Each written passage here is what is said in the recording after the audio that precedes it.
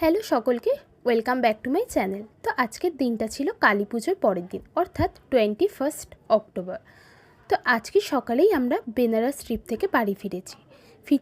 ফিরতে প্রায় দুপুর, আর এটা ছিল আজকে কালী পুজোর আমার আউটফিট।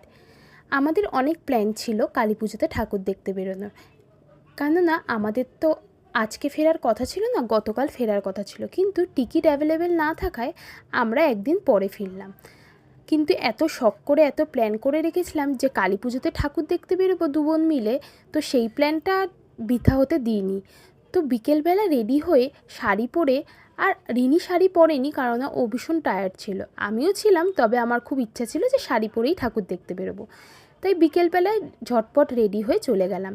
আর এই যে ঠাকুরটা দেখলে, এটা হলো আমাদের কলকাতার সবচেয়ে বড় আর ফেমাস ঠাকুর ফাটাকেষ্ট। তো ফাটাকেষ্ট ঠাকুর দেখে আমরা প্রায় 7-8টা আরও ভালো প্যান্ডেলের ঠাকুর দেখলাম। তারপরে চলে গেছিলাম এই রাস্তাটায় ফটো তুলতে। এই রাস্তাটা কি সুন্দর লাইট দিয়ে সাজিয়েছিল, আর এখানে ফটো বা ভিডিও তুলতে বেশ ভালো লাগতো। তাই জন্য দেরি না করে ফেরার পথে আবারও চলে গেলাম এই রাস্তাটায়। যাওয়ার সময় আমরা কিন্তু অলরেডি এই ঠাকুরটা দেখেই নিয়েছিলাম, কিন্তু আমরা যখন প্রত্যেকটা ঠাকুর দেখে ফিরছি ভিড়টা বেশ বেড়ে গেছিলো, তাই ওখানে আর ফটো তোলা বা ক্লিপ নেওয়া হয়নি। আর এই রাস্তাটা ফেরার সময় দেখলাম বেশ ফাঁকা, আর এত সুন্দর লাইটিং করা ছিল যে আর মিস করলাম না।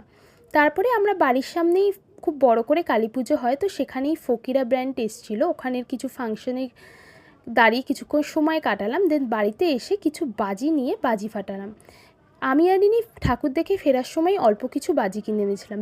তারপর আমরা খুব আনন্দ করে আমাদের বাজি ফাটিয়ে আমাদের কালী পুজোর দিনটাকে সেলিব্রেট করলাম।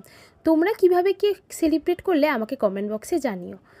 আশা করি তোমাদেরও এবারের কালী পুজোটা ভালোই কেটেছে। আমার তো বেশ ভালো কাটলো। টাটা, দেখা হবে নেক্সট কোনো ব্লগে।